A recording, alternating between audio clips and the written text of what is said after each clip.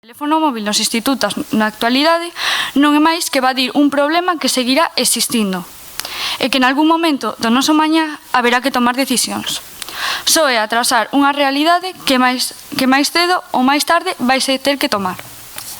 Según o dito polo equipo contrario de que non fai falta o teléfono móvil porque xa dispoñemos de ordenadores nos colexios, é totalmente erróneo. É verdade que algúns colexios teñen ou dispoñen, pero non todos os centros educativos o dispoñen destes recursos. Por iso, o teléfono móvil non debería prohibirse. Do mesmo xeito, ensinar como regulalo. Regulalo, non prohibilo. Do mesmo xeito, a premisa de que as redes sociais non son malas, de feito, moitos nenos as utilizan no mesmo centro, para buscar calquera vídeo en YouTube ou simplemente consultar algunha dúbida, pero sempre co permiso do profesor. Con todo isto, queda moi claro que o uso do móvil nos institutos vai ser un parche que non vai dar solución ao problema real, xa que é un problema que envolve a toda a sociedade, non só a nós como adolescentes, é un problema que cada vez se fai máis bola de neve e cada vez máis difícil de rebater se non se toman as medidas axeitadas. Porque o móvil chegou para quedar e cada vez dun modo máis sofisticado. Para rematar, citaremos a Woody Allen, que dixo: "Interésame o futuro, porque é o sitio onde vou pasar o resto da miña vida".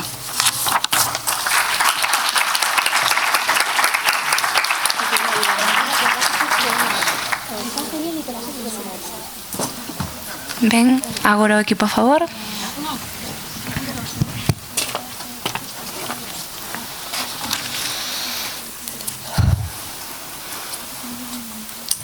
Bo día a todos e a todas, eu son Andrea e despois deste intenso debate tocoume a min sacar conclusións.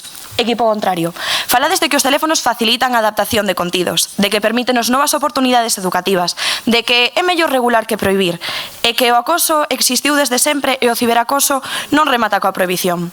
Todo isto foi contrarrebatido á perfección durante a nosa quenda de refutacións con argumentos como que a sociedade ten a obriga de protexernos e datos que confirman que os teléfonos desconcentran aínda que non se utilicen.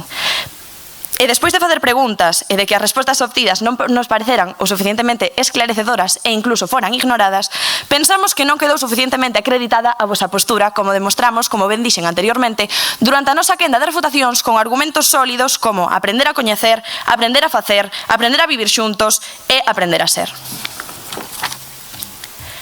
Ser boa alumna, boa compañeira, boa persoa, boa amiga, non se resume en ter o mellor teléfono móvil do mercado. Porque os teléfonos intelixentes non nos fan máis listos, senón que nos proporcionan unha falsa seguridade de termos a razón. Porque non sabe máis o que busca antes a resposta no móvil. Porque, como sostén a nosa tese, a velocidade non é veracidade. A escola non é só unha institución de instrucción, é un axente socializador desa nosa infancia, porque ser social é algo máis profundo que ter amizades nas redes sociais en lugar de conversarmos nos períodos de lecer.